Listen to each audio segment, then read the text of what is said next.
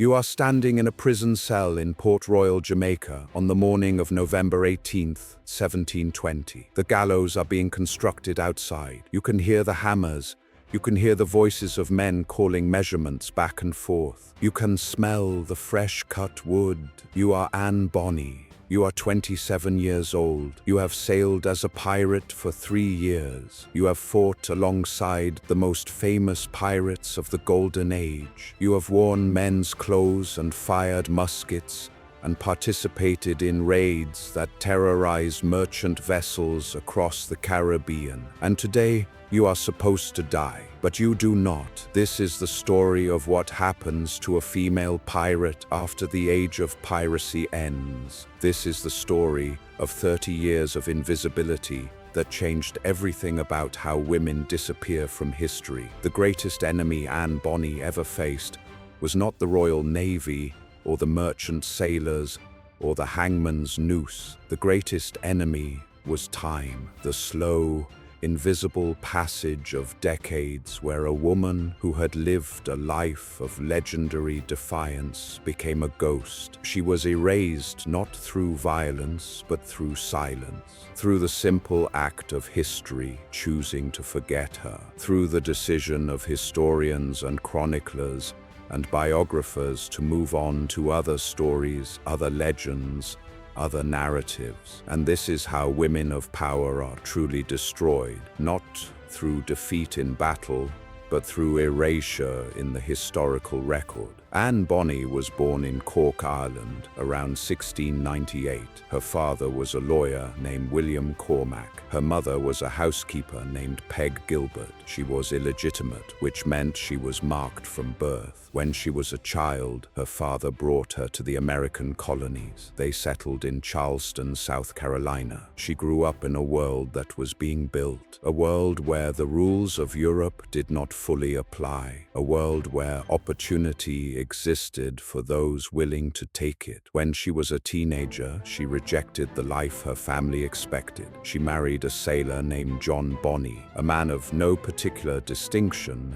and no particular future. Then she left him. Then she met Calico Jack Rackham in New Providence in the Bahamas, a pirate captain who was in the process of assembling one of the most successful pirate crews of the Golden Age. She dressed as a man, she cut her hair, she wrapped her chest, she sailed with him, she fought, she participated in raids and attacks, and the violent seizure of merchant vessels. She was one of approximately 200 women who sailed as pirates during the Golden Age of piracy, though history would record far fewer because most of them, like Anne, would eventually disappear. In 1720, Calico Jack's ship was captured by a British naval vessel commanded by Woodes Rogers, the new governor of the Bahamas, who had been tasked with ending piracy in the Caribbean. Jack and his crew were brought to Port Royal. They were tried for piracy under the statute of 1311 that made piracy a capital offense. They were sentenced to death. Most of them were executed by hanging. Their bodies were left in chains as a warning to anyone who might consider a life of piracy. But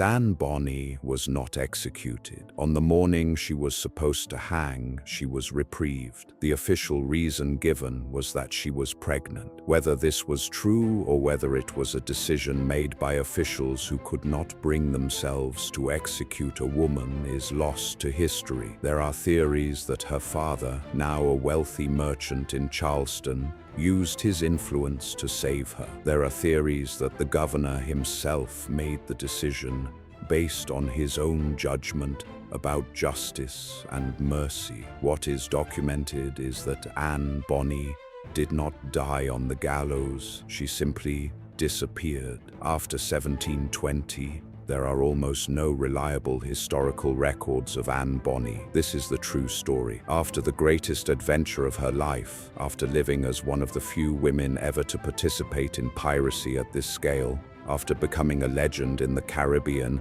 and in the colonial imagination, Anne Bonny vanished into anonymity, so complete that it seems almost intentional. Some historians suggest she escaped to South Carolina and lived under an assumed name, perhaps reuniting with her father or her family. Some suggest she went to Rhode Island and lived as a widow in a merchant town. Some suggest she went to the Carolinas and lived with a man who may have been a merchant, or may have been another pirate, or may have simply been someone who offered her shelter and she accepted it out of necessity. The truth is that we do not know. The historical record is completely silent on what happened to her. This silence is not accidental. It is not the result of lost documents or destroyed archives. It is the mechanism by which powerful women are erased from history. A woman who had lived a life of legendary defiance was rendered invisible by the simple act of not writing about her. No journals were kept about her life after 1720. No letters were preserved. No family histories were recorded. No prison records documented where she went. She simply ceased to exist in the documented historical record. She became a ghost while she was still alive. And this is perhaps the most brutal thing that can happen to a person. Not death, which comes suddenly and is final, but the erasure of your existence while you continue to live, continue to breathe,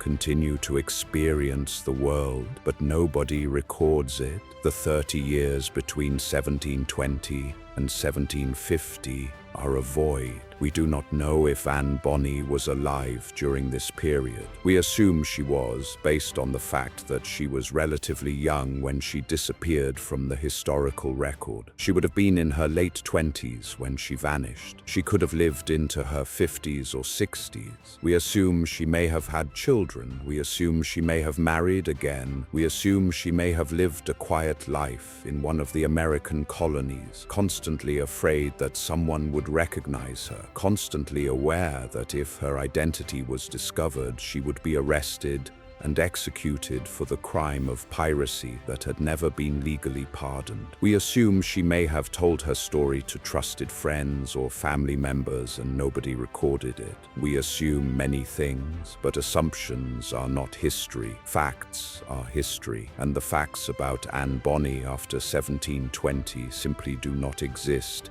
in any documented form. The last confirmed sighting of Anne Bonny that is documented in any historical source is a brief mention in a letter written by a judge in South Carolina in 1723. The letter mentions a woman matching her description, living quietly in the colony. The letter is vague. The identification is uncertain. The judge does not state with certainty that it is Anne Bonny. He only notes that a woman of her approximate age and description was seen in the area. After that, nothing. Complete silence. No more letters, no more journal entries, no more official records. Anne Bonny had become one of the most famous pirates in the world, had captured the imagination of the Caribbean and the colonial Atlantic, had been a legend in her own time, with songs written about her and stories told in taverns and ports from Jamaica to England. And then she became no one. She became invisible. She became a person who,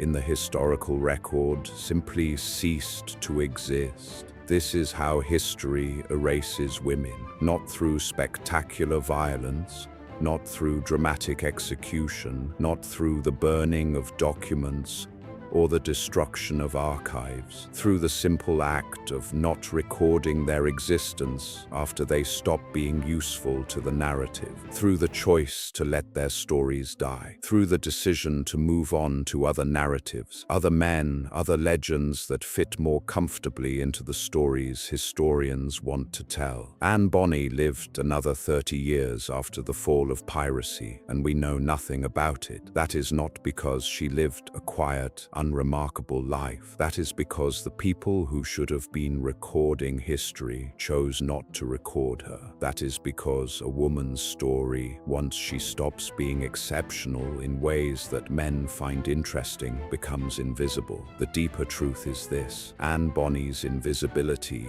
after 1720 reveals something fundamental about how power works for women in recorded history. As long as she was a pirate, she had agency, she had power, she had the ability to act on the world. She had the ability to seize vessels and terrorize merchant ships and participate in violence and capture. The moment piracy ended, the moment she could no longer perform the role of a pirate, she lost all relevance to history. She was no longer interesting. She was no longer worth recording. She was simply a woman, and women without exceptional circumstances are not worth noting in the historical record. Women who return to conventional life are invisible. Women who become wives or widows or merchants or mothers are not recorded. Only women who violate the rules so dramatically that they cannot be ignored receive documentation. And the moment they stop violating the rules, the documentation stops. If Anne Bonny lived into her 50s or 60s, she would have lived through the transformation of the colonies into something new. She would have watched piracy disappear. She would have seen the merchant marine become professional. She would have seen the world change around her. She would have perhaps had grandchildren. She would have perhaps told them stories of what she had done, but we will never know her perspective on any of these events. We will never know if she tried to tell her story to anyone. We will never know if anyone listened. We will never know because the records were not kept. She was erased. The legacy of Anne Bonny is not her 30 years of invisibility. The legacy of Anne Bonny is what she represents. She represents every woman who has been powerful in a world not designed